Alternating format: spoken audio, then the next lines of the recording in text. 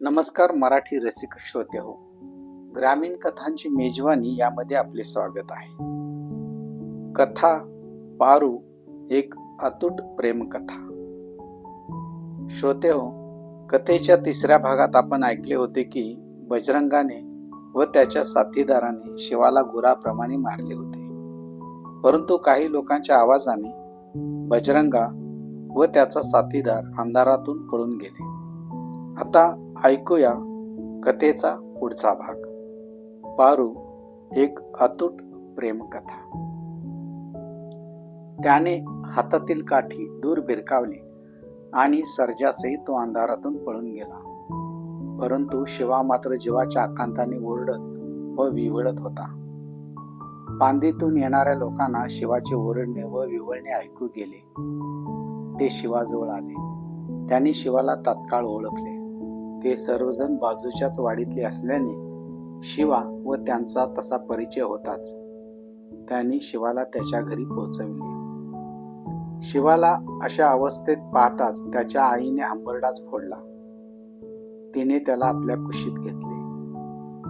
आपल्या आईच्या प्रेमळ स्पर्शाने शिवाच्या अंगात नवचैतन्य संचारले. तशाही स्थितीत त्याच्या गालावर एक हास्य फुलून आले.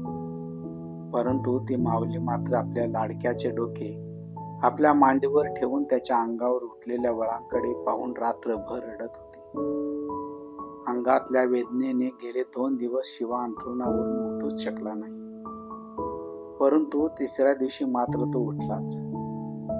शरीरावरील व्रण अजून तसेच ताजे दिसत होते. त्याच्या शरीरात उठण्याचे त्राणच नव्हते. पण पारूच्या आठवणीने तो स्वतःची वेदना पार विसरून गेला.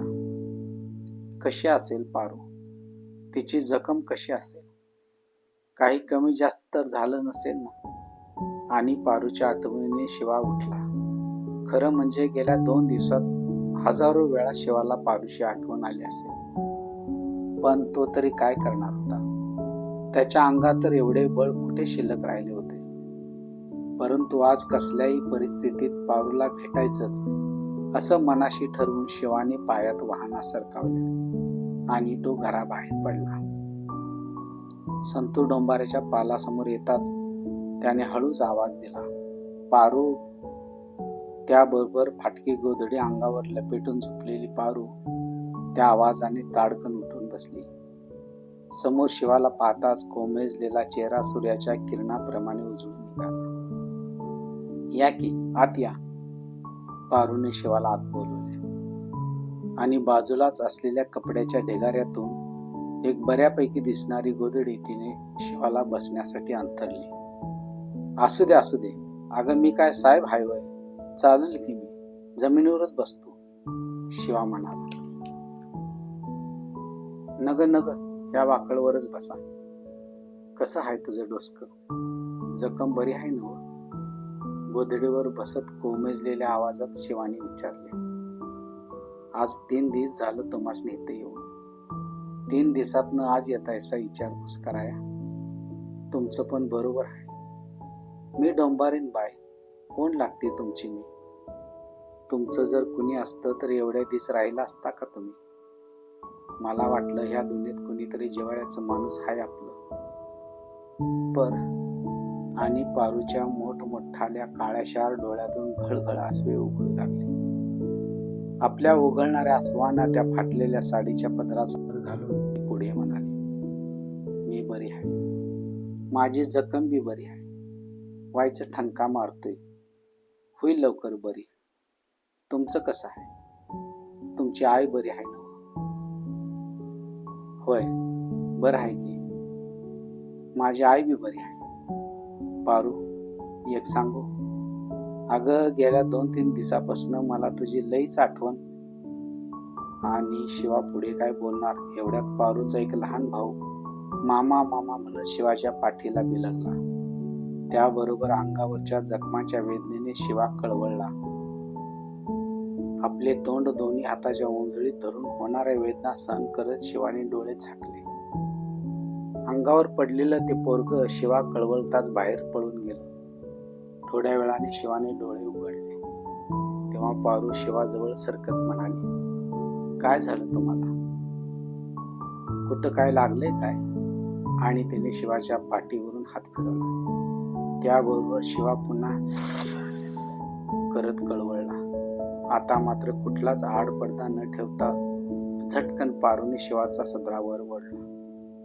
त्याबरोबर तिचे डोळे विस्फारले. चाबकांच्या वळाप्रमाणे शिवाच्या पाठीवर व इतरत्र असंख्य माराच्या खुणा तिच्या दृष्टीस पडल्या. त्या खुणांकडे विस्फारित नजरेने पाहत पारूने विचारले, काका, काय झाले तुम्हासनी? हे कुणी मारले का तुम्हाला? सांगा मला. माझ्या गळ्याची आण आहे तुम्हाला. गळ्याची शपथ घालता शिवाने आपल्या हाताची पाचही बोटे पारूच्या ओठावर ठेवली. शिवाचा हात बाजूला करत पारू पुन्हा म्हणाली, काय झाले ते खरं खरं सांगा. माझ्या रक्ताची आण आहे. घरातून निघताना शिवाने प्रतिज्ञाच केली होती की काही हो, परंतु पारूला खरी हकीकत सांगायची नाही. तसा तिला सांगण्याचा प्रसंगच येणार नव्हता. परंतु ते लहान पोर अंगावर पडून चांगलाच घोटाळा झाला होता. तरीही सर्व वेदना सहन करून तो गप्पच राहिला होता. पण पारूच्या शपथेपुढे शिवा स्वतःची प्रतिज्ञा विसरला आणि त्याने सर्व हकीकत पारूला सांगितली व गेले 2 दिवस त्यामुळेच आलो नाही हेही सांगितले. झालेली घटना सांगून शिवा थांबला. परंतु ती घटना ऐकता ऐकता डोळ्यातून ओघळणारे पारूचे अश्रू मात्र थांबले नाही. आपल्यासाठी हा कुणाचा कोण माणूस किती सहन करतो याचंच पारूला नवल वाटलं आणि त्या नवलाबरोबरच शिवाविषयी पारूच्या हृदयातून पहिल्या प्रेमाचे असंख्य झरे पाझरू लागले. माझ्यासाठी झटणारा माणूस हा फक्त माझ्यासाठी जन्माला आला आहे आणि म्हणून त्याच्यामुळेच माझा प्राण वाचला, माझी इज्जत वाचली व आता माझ्यासाठीच त्याने मरेपर्यंत मारही खाल्ला. खरंच हा माणूस फक्त माझाच आहे. मी याच्याशिवाय जगूच शकणार नाही. शिवा फक्त माझा आहे, पारूचा शिवा. आणि काही काळाच्या आत पारू शिवाच्या छातीला बिलगली व शिवाच्या जखमावर जागोजागी आपले कोमल नाजूक ओठ टेकवत आपल्या प्रेमाची फुंकर घालू लागली. अगदी बेभान होऊन ती त्या जखमावर आपल्या ओठाचे ठसे उमटवत असताना डोळ्यातून ओघळणारे अश्रू मात्र निरंतर वाहतच होते. शिवा ही पारूच्या अशा अनपेक्षित वागण्याने काहीसा भांबावला होता. पारूचे आपल्यावर असलेल्या अतूट प्रेमाने तो सुद्धा भारावून गेला व थरथरत्या हाताने आणि धडधडत्या छातीने त्याने पारूला आपल्या छातीची तसेच घट्ट दाबून ठेवले. आणि त्या दिवसापासून शिवा व पारूच्या प्रेमाला एक वेगळाच रंग चढू लागला. जेव्हा जेव्हा त्यांना वेळ मिळेल तेव्हा तेव्हा ते दोघे एकमेकांना भेटून आपल्या भविष्याची सुखद स्वप्ने रंगवू लागले. तासनतास एकमेकाच्या सानिध्यात राहून ते आपल्या भावी जीवनाची उंच उंच मनोरे रचू लागले. पण तासनतास एकमेकांच्या सानिध्यात राहून सुद्धा त्यांनी समाजाची मर्यादा कधीच ओलांडली नाही. एकमेकाच्या शरीराकडे त्यांनी वासनेच्या नजरेने कधीच पाहिले नाही व पाहतही नसत. त्यांच्या त्या प्रेमाला एक पारदर्शकता होती. शिवाने आपल्या आईला पारूच्या प्रेमाविषयी स्पष्ट कल्पना दिली होती. ती सुद्धा पारूच्या सौंदर्याला व शालीने त्याला भाळली होती. ती पारूला आपली सून म्हणून स्वीकारायला सहर्ष तयार होती. एका डोंबाऱ्याची मुलगी सून म्हणून घरात आली तर समाज काय म्हणेल याची फिकीर त्या माऊलीने कधीच केली नाही. आपल्या एकुलते एक मुलाच्या सुखापुढे ती समाजाचा अजिबात विचार करणार नव्हती. कारण तिला माहित होते की आपला मुलगा आपली इज्जत धुळीला मिळेल असे कोणतेही अशोभनीय काम कधीच करणार नाही. एका डोंबाऱ्याच्या मुलीशी प्रेम केलं यात त्याचं काय चुकलं? हे काही पाप म्हणता येणार नाही. मनुष्याने कोणावरही निष्कलंक प्रेम करावं, निष्कलंक वागावं, हाच खरा मनुष्याचा आदर्श असतो. आणि म्हणूनच शिवाच्या आईने शिवा व पारूच्या निष्कलंक प्रेमाला लग्नाचा हिरवा कंदील देखील दिला. पण माणसाला काही आवश्यक असणाऱ्या गोष्टी सहजासहजी मिळत नसतात. त्यासाठी त्याला थोडा तरी त्रास, थोडी तरी कष्ट, थोड्या तरी यातना सहन कराव्या लागतात.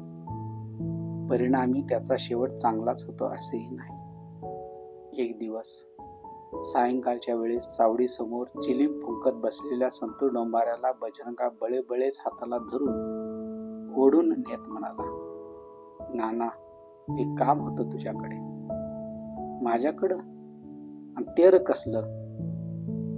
श्रोतेहो, कोणतं काम घेऊन बजरंगा संत डोंबारेकडे आला होता? त्या कामात तो यशस्वी झाला का? ऐकूया या कथेच्या पुढील भागात.